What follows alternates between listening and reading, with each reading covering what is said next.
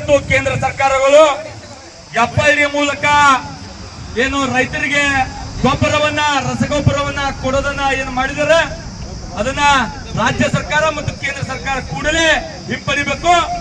ಯಾಕಂದ್ರೆ ಅದು ಅವೈಜ್ಞಾನಿಕವಾಗಿ ಹೇರಿಕೆಯನ್ನ ಮಾಡಿದ್ದಾರೆ.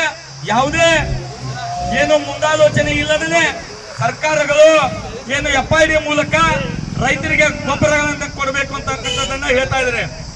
ಆ ವಿಷಯನ ಗೊಬ್ಬರ ಅಂಗಡಿಗಳು ಕೂಡ ಮೊನ್ನೆ ಅವರು ಕೂಡ ರಾಜ್ಯಾದ್ಯಂತ ದೇಶಾದ್ಯಂತ ಬಂದ್ ಮಾಡಿ ಅವರು ಕೂಡ ವಿರೋಧವನ್ನ ಮಾಡಿದ್ದಾರೆ. ಇವತ್ತು ಕೂಡ ಶಿಗ್ಗಾಂವ್ ತಾಲೂಕಿನಲ್ಲಿ ಕೂಡ ಅದಕ್ಕೆ ಎಲ್ಲ ಗೊಬ್ಬರ ಅಂಗಡಿಗಳು ಕೂಡ ಬಂದ್ ಮಾಡಿ ವಿರೋಧವನ್ನ ವ್ಯಕ್ತಪಡಿಸ್ತಾ ಇದ್ದಾರೆ. ಯಾಕೆಂತಂದ್ರೆ ಒಂದು ಎಫ್ಐಡಿ ಅನ್ನ ಹಾಕಿ ಏನು ಸುಮಾರು ಅರ್ಧ ತಾಸನ್ನ ಕಂಪ್ಯೂಟರ್ ಏನು ಸರ್ವರ್ ಇರ್ತೈತಿಲ್ಲ ಆ ಸರ್ವರ್ನಾಗ ಇನ್ನೂ ಗೊಬ್ಬರ ವಿತರಣೆ ಆಗ್ತಾ ಇಲ್ಲ. ಈಗ ಅರ್ಧ ತಾಸು ತೊಗೊಂಡೈತಿ. ಅವಾಗ ಏನಾರ ಗೊಬ್ಬರ ಜಾಸ್ತಿ ಹೊಂಟಾಗ ಅದಕ್ಕೇನು ಹಾಕಕ್ ಹೋದ್ರ ಅದು ತಾಂತ್ರಿಕ ದೋಷವಿದೆ. ರೈತ ವಿರೋಧಿ ಸರ್ಕಾರಕ್ಕೆ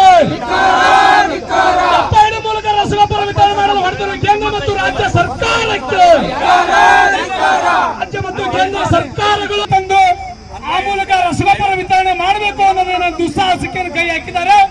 ಇದು ರೈತರಿಗೆ ಮಾಡ್ತಕ್ಕಂಥ ಮಹಾಮೋಸ.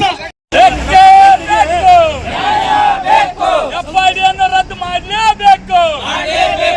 ಎಫ್ಐಡಿಯ ಮೂಲಕ ಗೊಬ್ಬರ ಕೊಡ್ತಕ್ಕಂಥದ್ದನ್ನ ರದ್ದು ಮಾಡಲೇಬೇಕು.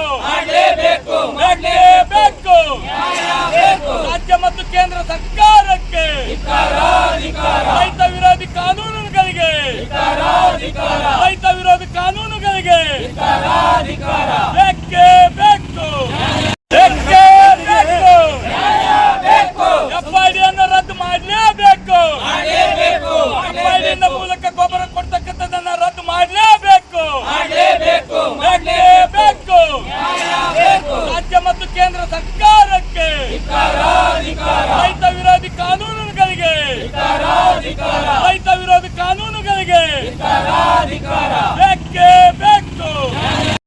ರೈತ ವಿರೋಧಿ ಸರ್ಕಾರಕ್ಕೆ ಎಫ್ಐಡಿ ಮೂಲಕ ರಸಗೊಬ್ಬರ ವಿತರಣೆ ಮಾಡಲು ಹೊರಟಿರುವ ಕೇಂದ್ರ ಮತ್ತು ರಾಜ್ಯ ಸರ್ಕಾರಕ್ಕೆ ರಾಜ್ಯ ಮತ್ತು ಕೇಂದ್ರ ಸರ್ಕಾರಗಳು ತಂದು ಆ ಮೂಲಕ ರಸಗೊಬ್ಬರ ವಿತರಣೆ ಮಾಡಬೇಕು ಅನ್ನೋದನ್ನ ದುಸ್ಸಾಹಸಕ್ಕೆ ಕೈ ಹಾಕಿದ್ದಾರೆ. ಇದು ರೈತರಿಗೆ ಮಾಡ್ತಕ್ಕಂಥ ಮಹಾಮೋಸ.